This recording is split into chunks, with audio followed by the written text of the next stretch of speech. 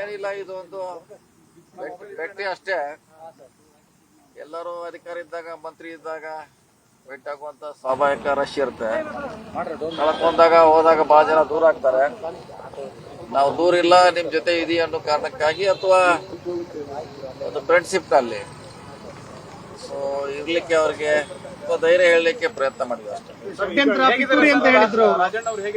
ಅದ್ರ ಅವ್ರು ಹೇಳ್ಕೊತಾರೆ. ಅದ್ರ ಅವರು ಪಿತ್ತೂರು ಷಡ್ಯಂತ್ರ ಅವ್ರು ಹೇಳ್ತಾರೆ. ನಮ್ ಭಾಗ ಅಲ್ಲ, ಅದು ಅವ್ರ ಭಾಗ.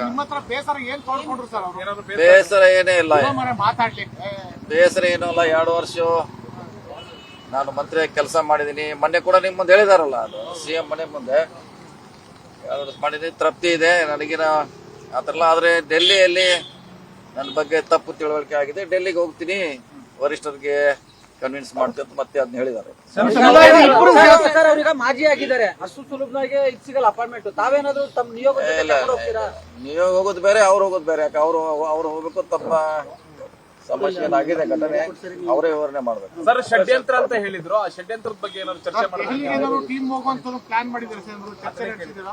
ನಾವು 2 ಮಂತ್ರಿಗಳನ್ನ ಎಷ್ಟಿದೆ ಏನೋ ಡ್ರಾಪ್ ಆಗಿದೆ, ಅವ್ರನ್ನ ಬೇಗ ತುಂಬಲಿಕ್ಕೆ ಒಂದು ನಿಯೋಗ ಹೋಗ್ತಾ ಇದೆ. ಬೇಗ ತುಂಬಬೇಕು, ವಿಳಂಬ ಮಾಡದೆ ಅವೇ ಖಾತೆಗಳನ್ನ ಕೊಡಬೇಕು ಅನ್ನೋ ಡಿಮಾಂಡ್ ಇದೆ. ಬೇಗ ಅಧಿವೇಶನ ಮುಗಿದಾಗ ಹೋಗ್ತೀವಿ. ವಾಲ್ಮೀಕಿ ಸಮುದಾಯಕ್ಕೆ ಕೊಡ್ಬೇಕಾ? ಅದೇ ಹೌದು, 2 ಅಲ್ಲಿದೆ, ಅವ್ರಿಗೆ ಕೊಡ್ಬೇಕು. ಷಡ್ಯಂತ್ರ ಅಂತ ಅವತ್ತು ಹೇಳಿದ್ರು, ಆ ಷಡ್ಯಂತ್ರದ ಬಗ್ಗೆ ಇವತ್ತು ಏನಾದ್ರು ಚರ್ಚೆ ಮಾಡಿದ್ರೆ ಅಥವಾ ಇದೆ ಅದು ಹುಲಿ ಇದೆ, ಹುಲಿ ಯಾವಾಗಲೂ ಗುರುಗುರು ಅಂತಿರ್ತೈತೆ. ಅದು ಷಡ್ಯಂತ್ರ ಇದೆ, ಅದರ ಸಮಯ ಬಂದಾಗ ಹೇಳದಂತ ಹೇಳ್ಯಾರ, ಅದು ಅವ್ರಿಗೆ ಬಿಟ್ಟಂತ ವಿಚಾರ. ಈಗ ನಿಮ್ಮ ಸಮುದಾಯದ ಸ್ವಾಮೀಜಿಗಳು, ಕಾರ್ಯಕರ್ತರು ಎಲ್ಲ ಬೀದಿಗಿಳಿದು ಹೋರಾಟ ಮಾಡ್ತೀವಿ ಅಂತ ಹೇಳ್ತಾ ಇದ್ದಾರೆ.